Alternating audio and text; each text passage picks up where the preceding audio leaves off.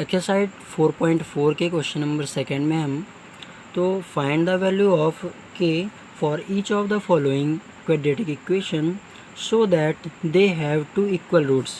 हमें ये इक्वेशन दी गई हैं, इनमें हमको के की वैल्यू फाइंड करनी है और बताना है, और इसमें ये टू इक्वल रूट्स है। अब टू इक्वल रूट्स का मतलब क्या है, पिछले वाले क्वेश्चन में मैंने बताया था कि जो डी की वैल्यू है, डी की वैल्यू 0 होगी।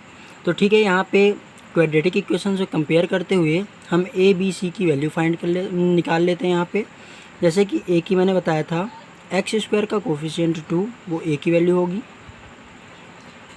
के एक्स, यहाँ पे एक्स का कोफिशिएंट के है तो बी की वैल्यू के होगी, और सी की वैल्यू यहाँ पे 3 है। अब इसने जैसा बोला है कि हैव टू इक्वल रूट्स, मतलब कि डी की वैल्यू क्या है, इसने बोले कि डी इज इक्वल टू 0 होगा। तो डी की प्लेस पे हम जो फार्मूला था बी स्क्वायर माइनस 4ac, जो कि डी का फार्मूला होता है, वो इक्वल पे 0 रखना है। अब we have to put up here the value of b square minus 4ac। अब हमको क्या करना है कि ए बी सी की यहाँ पे वैल्यू पुटअप करनी है। अब बोला बी स्क्वायर मीन्स के का स्क्वायर माइनस 4, ए की वैल्यू है 2 आ गया, सी की वैल्यू है 3, तो यहाँ पे 3 आ गया, इक्वल पे 0। उसके बाद क्या करना है कि के स्क्वायर उसी तरह आ गया, माइनस 4 2 ज़ा 8 और 8 3 ज़ा 24, इक्वल पे 0। अब हमें के की वैल्यू फाइंड करनी है, तो के को एज इट इज़ उसी तरह रख देंगे, बाकी जो बचा हुआ है उसे दूसरी साइड पे भेज देंगे। तो माइनस पे वैल्यू है, उधर जाएगी तो प्लस पे आएगी। फिर के, अब यहाँ पे के स्क्वायर है तो हम दोनों साइड पे क्या कर देते हैं, रूट चढ़ा देते हैं। इस पर रूट किया तो ये 2 से रूट कट गया, बचा क्या, k is equal to root of 24। फिर 24 को अगर हम यहाँ पे लिखते हैं 2 इंटू 2 इंटू 2 इंटू 3।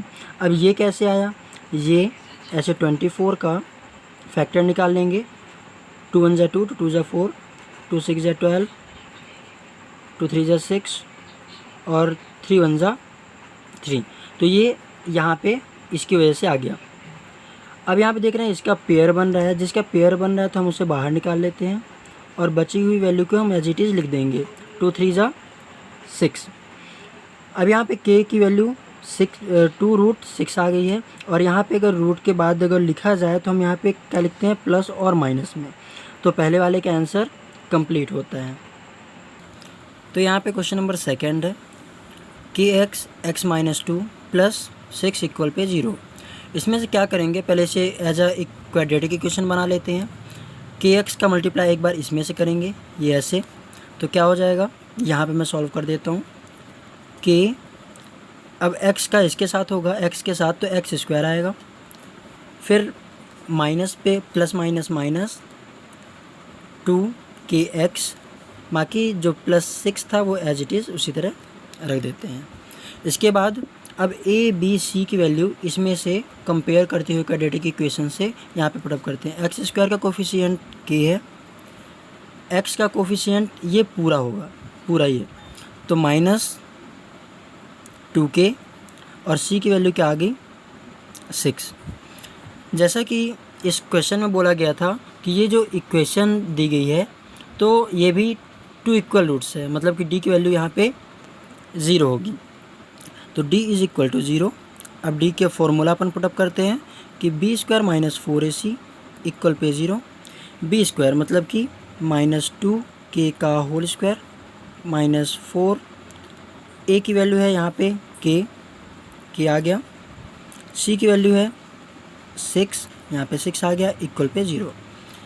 अब यहाँ पे अगर माइनस 2k का होल स्क्वायर मतलब माइनस 2k इंटू पे माइनस 2k, तो माइनस से माइनस कट, 2 2 ज़ा 4 और k से k को करेंगे तो k स्क्वायर, तो यहाँ पे 4k स्क्वायर माइनस 6 4 ज़ा 24, k इक्वल पे 0।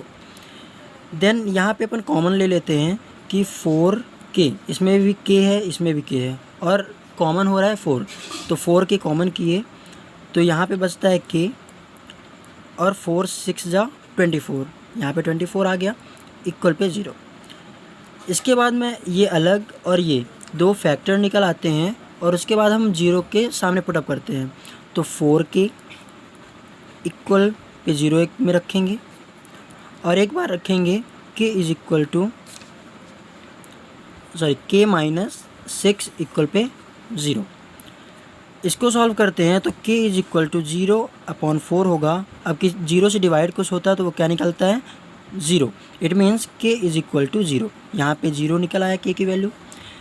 इसी तरह इसमें सॉल्व करते हैं, k इज इक्वल टू अभी माइनस पे है, उधर साइड जाएगा तो प्लस में आ गया, तो यहाँ पे एक वैल्यू निकल आई प्लस की। अब यहाँ पे देखते हैं k इज इक्वल टू 0। अगर हम इस क्वाड्रेटिक इक्वेशन में अगर k की वैल्यू 0 हो जाएगी तो एक्स स्क्वायर तो ख़त्म ही हो जाने वाला है, तो ये क्वाड्रेटिक इक्वेशन तो रह ही नहीं जाएगी। तो अपन क्या करते हैं कि इसको इग्नोर करते हैं और k की वैल्यू 6 रखते हैं, तो यहाँ पे k